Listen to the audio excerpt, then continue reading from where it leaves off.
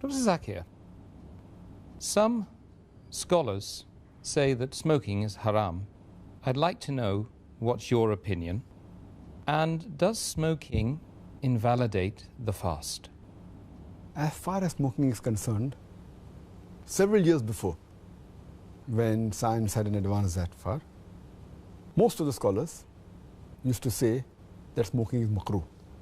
Based on the hadith of Muhammad sallallahu alaihi wasallam, which is mentioned in Sahih Bukhari, volume number 1, in the book of Adhan, hadith number 855, where the Prophet said that anyone who eats garlic or onion, they should stay away from us and stay away from the mosque.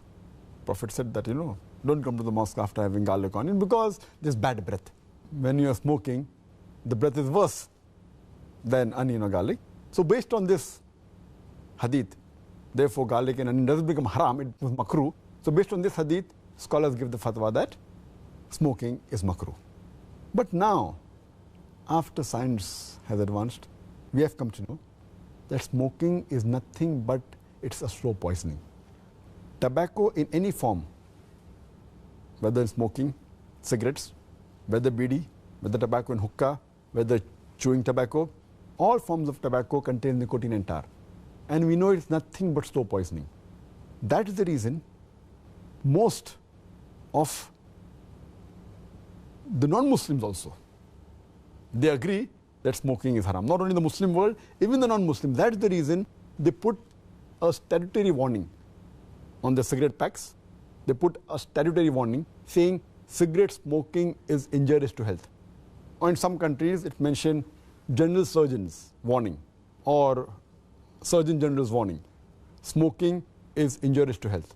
And anyone gives the ad, whether in newspaper, in the magazine or television, it is compulsory that they have to highlight the statement, smoking is injurious to health.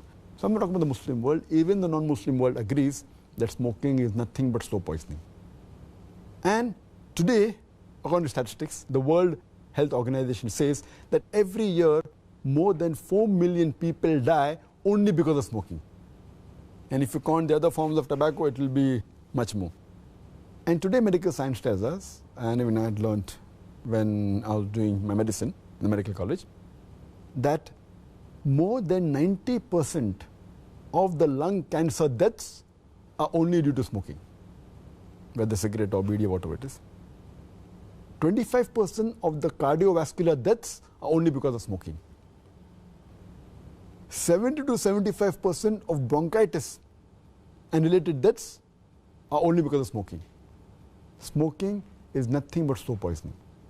It blackens your lips, blackens your gums, your fingertips, it damages your lips, it damages your esophagus, it damages your stomach, and it can cause constipation, it can cause loss of appetite, it can cause loss of libido, your sexual power gets suppressed, it can cause immunity to the drugs you take, and it reduces the defense of your body.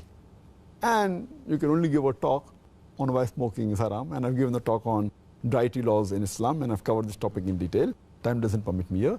But based on all these various research, there are today more than 400 fatwas.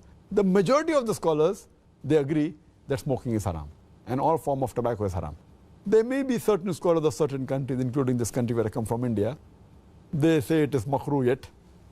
But most of the scholars, otherwise, throughout the world, majority of them, they agree that smoking is haram. Allah says in the Quran, in Surah Araf, chapter number 7, verse 157, that you follow the prophet, the unlettered prophet who's mentioned in your law and scriptures.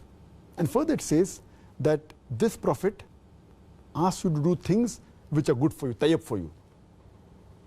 So take what he gives it to you, what is lawful and good. And he prohibits things which are khabis, things which are unlawful, things which are bad for you. So what a prophet gives, what he gives you which is good, take, and he prohibits you things which are khabis, unlawful, you have to abstain from it. This is the law. And Allah says in the Quran, in Surah Baqarah, chapter number 2, verse number 195, make not your own hands the cause of your own destruction, indicating that do not kill your own self. Because smoking is nothing but slow poisoning, it comes under this category, something like suicide. Slow poisoning, every puff you take, you reduce your life. So based on this, there are more than 400 fatwas saying that smoking is haram. And furthermore, this is one of the major reasons why it's haram. Furthermore, Allah says in the Quran, in Surah Araf, chapter number 7, verse number 31, eat and drink, but do not be extravagant. Allah says in Surah Isra, chapter number 17, verse number 27, that do not be extravagant, do not be a spendthrift. For verily, a person who is a spendthrift is a brother of the Satan, is a brother of the devil. And we know that when we smoke, it's nothing but extravagance. It's nothing but taking a pound note or a few pounds, or taking a dollar note, the green dollar bill, or a pound, and lighting up with fire. When we smoke, when we light the cigarette, it's nothing but burning money, whether it be rupees, whether it be dollars, whether it be pounds, whether it be riyals. It's nothing but extravagance, which is haram in Islam. And you can give a list of reasons why it's haram.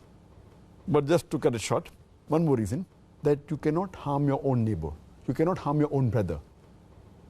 And in smoking, when you exhale out the smoke, it causes more damage to your neighbor. Passive smoking is more dangerous than active smoking. When the person who smokes, when he exhales out, if the person who's a neighbor inhales the smoke, it causes more damage to him than the person who smokes. That's the reason many countries like Singapore, etc., they've banned smoking in public places. In your personal house, you can do it.